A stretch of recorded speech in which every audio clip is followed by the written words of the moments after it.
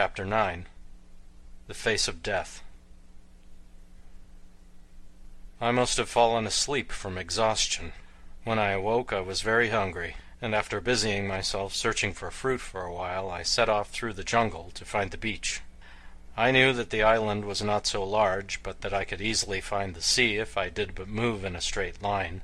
But there came the difficulty, as there was no way in which I could direct my course and hold it, the sun of course being always directly above my head, and the trees so thickly set that I could see no distant object which might serve to guide me in a straight line. As it was, I must have walked for a great distance, since I ate 4 times and slept twice before I reached the sea. But at last I did so, and my pleasure at the sight of it was greatly enhanced by the chance discovery of a hidden canoe among the bushes, through which I had stumbled just prior to coming upon the beach. I can tell you that it did not take me long to pull that awkward craft down to the water and shove it far out from shore. My experience with Jaw had taught me that if I were to steal another canoe I must be quick about it and get far beyond the owner's reach as soon as possible. I must have come out upon the opposite side of the island from that at which Jaw and I had entered it, for the mainland was nowhere in sight. For a long time I paddled around the shore, though well out, before I saw the mainland in the distance. At the sight of it I lost no time in directing my course toward it, for I had long since made up my mind to return to Phutra and give myself up, that I might be once more with Perry and Ghak the Hairy One. I felt that I was a fool ever to have attempted to escape alone, especially in view of the fact that our plans were already well formulated to make a break for freedom together. Of course I realized that the chances of the success of our proposed venture were slim indeed, but I knew that I never could enjoy freedom without Perry so long as the old man lived, and I had learned that the probability that I might find him was less than slight. Had Perry been dead, I should gladly have pitted my strength and wit against the savage and primordial world in which I found myself.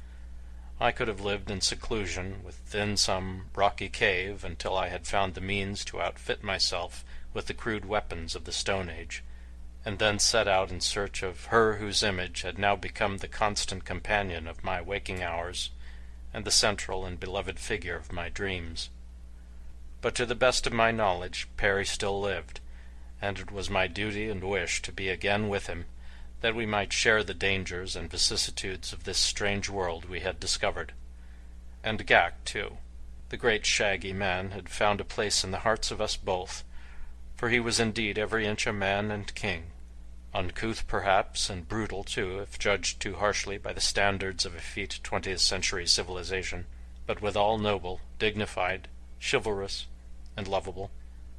Chance carried me to the very beach upon which I had discovered Jaw's canoe, and a short time later I was scrambling up the steep bank to retrace my steps from the plain of Phutra.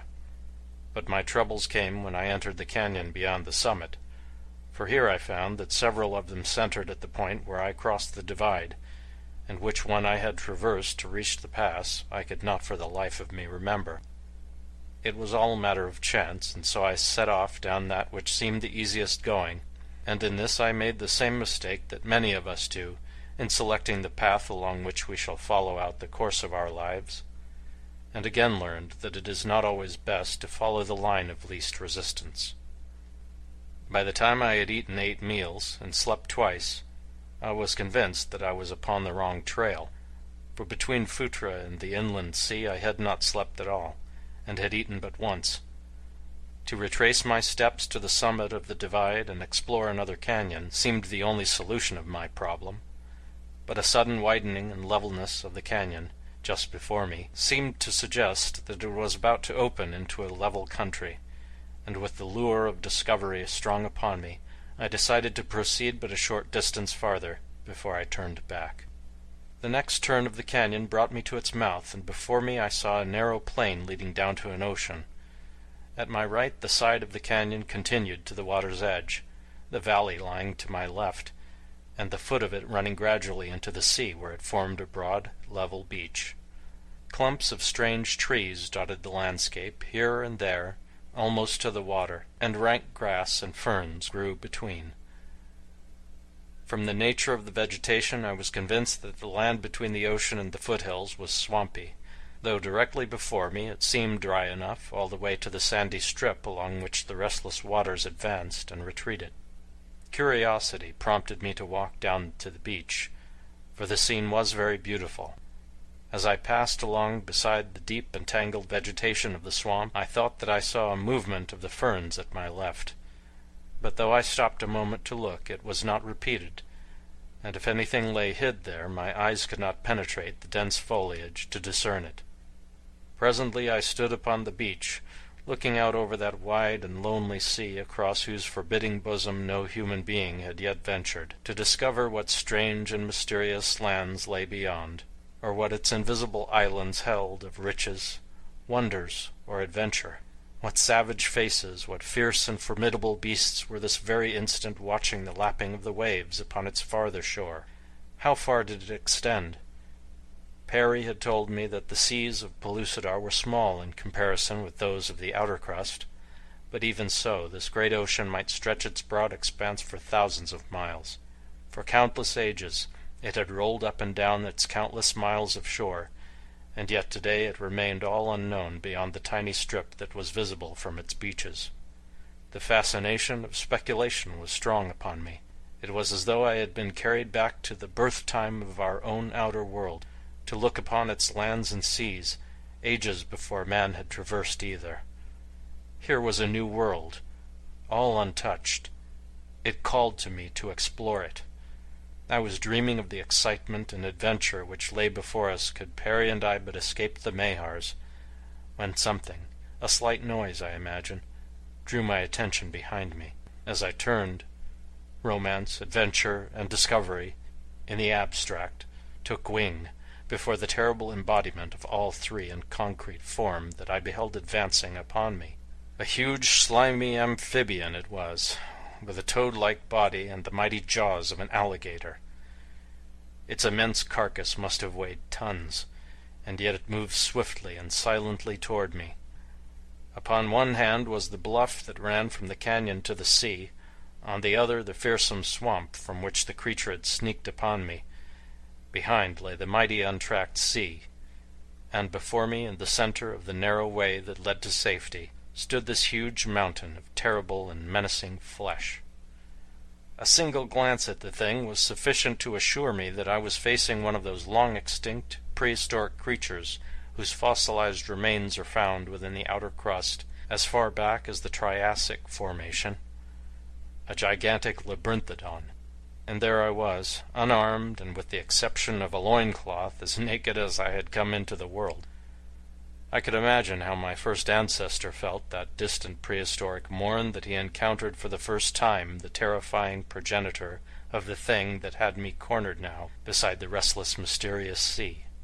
Unquestionably he had survived, or I should not have been within Pellucidar or elsewhere, and I wished at that moment that he had handed down to me with the various attributes that I presumed I have inherited from him, the specific application of the instinct of self-preservation which saved him from the fate which loomed so close before me today. To seek escape in the swamp or in the ocean would have been similar to jumping into a den of lions who escape one upon the outside. The sea and swamp both were doubtless alive with these mighty carnivorous amphibians, and if not, the individual that menaced me would pursue me into either the sea or swamp with equal facility. There seemed nothing to do but stand supinely and await my end. I thought of Perry, how he would wonder what had become of me. I thought of my friends of the outer world, and of how they all would go on living their lives in total ignorance of the strange and terrible fate that had overtaken me, or unguessing the weird surroundings which had witnessed the last frightful agony of my extinction. And with these thoughts came a realization of how unimportant to the life and happiness of the world is the existence of any one of us. We may be snuffed out without an instant's warning, and for a brief day our friends speak of us with subdued voices. The following morning, while the first worm is busily engaged in testing the construction of our coffin, they are teeing up for the first hole to suffer more acute sorrow over a sliced ball than they did over our, to us, untimely demise. The labyrinthodon was coming more slowly now. He seemed to realize that escape for me was impossible, and I could have sworn that his huge fanged jaws grinned in pleasurable appreciation of my predicament. Or was it in anticipation of the juicy morsel which would so soon be pulp between those formidable teeth? He was about 50 feet from me when I heard a voice calling to me from the direction of the bluff at my left. I looked and could have shouted in delight at the sight that met my eyes, for there stood Jaw, waving frantically to me and urging me to run for it to the cliff's base. I had no idea that I should escape the monster that had marked me for his breakfast, but at least I should not die alone. Human eyes would watch me end. It was cold comfort, I presume, but yet I derived some slight peace of mind from the contemplation of it. To run seemed ridiculous, especially toward that steep and unscalable cliff, and yet I did so, and as I ran I saw Jaw, agile as a monkey, crawl down the precipitous face of the rocks, clinging to small projections and the tough creepers that had found roothold here and there. The labyrinthodon evidently thought that Jaw was coming to double his portion of human flesh, so he was in no haste to pursue me to the cliff and frighten away this other tidbit. Instead, he merely trotted along behind me. As I approached the foot of the cliff, I saw what Jaw intended doing, but I doubted if the thing would prove successful. He had come down to within 20 feet of the bottom, and there, clinging with one hand to a small ledge, and with his feet resting precariously upon tiny bushes that grew from the solid face of the rock, he lowered the point of his long spear until it hung some 6 feet above the ground. To clamber up that slim shaft without dragging Jaw down and precipitating both to the same doom from which the copper-colored one was attempting to save me seemed utterly impossible, and as I came near the spear I told Jaw so, and that I could not risk him to try to save myself. But he insisted that he knew what he was doing, and was in no danger himself. "The danger is still yours," he called, "for unless you move much more rapidly than you are now, the Sithic will be upon you, and drag you back before ever you are halfway up the spear. He can rear up and reach you with ease anywhere below where I stand." Well, Jaw should know his own business, I thought, and so I grasped the spear and clambered up toward the red man as rapidly as I could, being so far removed from my simian ancestors as I am. I imagine the slow-witted Sithic, as Jaw called him, suddenly realized our intentions and that he was quite likely to lose all his meal instead of having it doubled as he had hoped. When he saw me clambering up that spear he let out a hiss that fairly shook the ground, and came charging after me at a terrific rate. I had reached the top of the spear by this time, or almost. Another 6 inches would give me a hold on Jaw's hand, when I felt a sudden wrench from below, and glancing fearfully down saw the mighty jaws of the monster close on the sharp point of the weapon. I made a frantic effort to reach Jaw's hand. The Sithic gave a tremendous tug that came near to jerking Jaw from his frail hold on the surface of the rock. The spear slipped from his fingers, and still clinging to it I plunged feet foremost toward my executioner. At the instant that he felt the spear come away from Jaw's hand, the creature must have opened his huge jaws to catch me, for when I came down, still clinging to the butt end of the weapon, the point yet rested in his mouth, and the result was that the sharpened end transfixed his lower jaw. With the pain he snapped his mouth closed. I fell upon his snout, lost my hold upon the spear, rolled the length of his face and head, across his short neck onto his broad back, and from there to the ground. Scarce had I touched the earth than I was upon my feet, dashing madly for the path by which I had entered this horrible valley.